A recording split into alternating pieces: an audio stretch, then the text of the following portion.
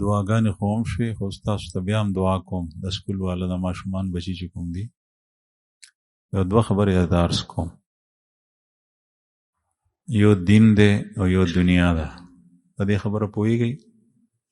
یو دین دی یو دنیا ده. دین زمونږ اسلام دی او دنیا زمونږ روپۍ، پیسې، جوړې، جامې، پیزار. بیا یو د دین علم دی او یو د دنیا علم دی. دین مونږ سره قبر تمزي، آخرت ته بمزي. زمونږ عقیده ده او الله جل شانه به داسې کوي چې سړی مړ شي بیا به ژوندی کېږي هر یو کس، او چې چا وخت تېر کړی نو هلته به مزي وي. دین سړی سره په قبر کې مزي، اسلام، او قبر نه چې پاسې نو بیا هم ورسره دین وي، او دغه دین او ایمان به جنت ته رسوي. او دنیا دا به دلته پاتې شي، دا په ژوند کې ده، بیا چې سړی مړ شي نو دنیا پاتې شي. دا جامې دنیا ده، د کفن نه علاوه دا کپړې بیا نه ځي، دا په صندوق کې پاتې شي. کفن هم خاورې شي.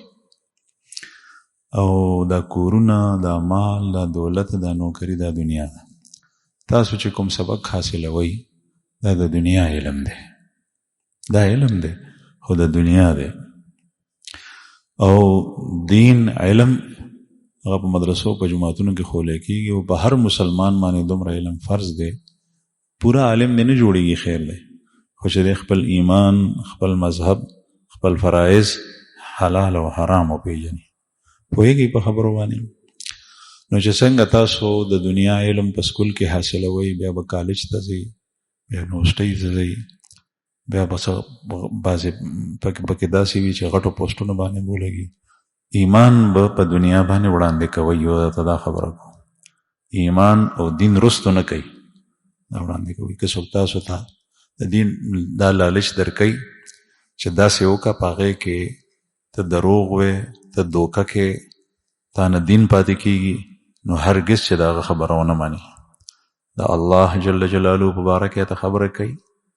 که هغه ستا په کالج کې، یونیورسټۍ کې استاذ ولیني او د الله د رسول خلاف درته خبره کوي، د قیامت خلاف درته خبره کوي، د برزخ خلاف درته خبره کوي، قطعا چې وې نه منئ. خو ته به پوهېږې اله چې دی ما ته د دین خلاف لګیا دی. چې ستا خپل دین زده یي، چې د زده نی بیا ته نه پوهېږي. نو دومره دین زده کوي چې د دین ضروري څیزونه تاسو دوکه کولی نشي. ته چې چېرته لاړ شي هغه تا دوکه کولی نشي. چا کوم استاد چې تاسو راوستي هغه تاسو سره ډېر ښه کړي، چې تاسو د خپل دین سره مینه او دې طرف ته توجه پیدا شي. په دې غرض راستی چې تاسو اصلاح وشي.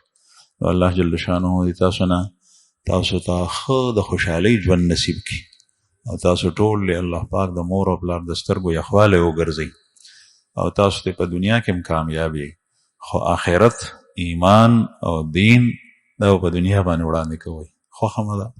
الحمدلله رب العالمین والعاقبة للمتقین والصلاة والسلام.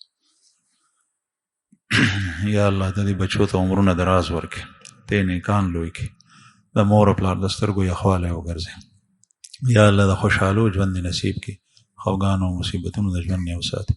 یا الله ته نه د دین خدمت واخلي، دنیا هم نصیب کې حلاله او د دین خدمت ته واخلي. یا الله د هر شرور او د هر فتنو نه وساتي، هر خیر او خوشحالي نصیب کړي. سبحان ربک رب العزة عما یصفون وسلام علی المرسلین والحمد لله.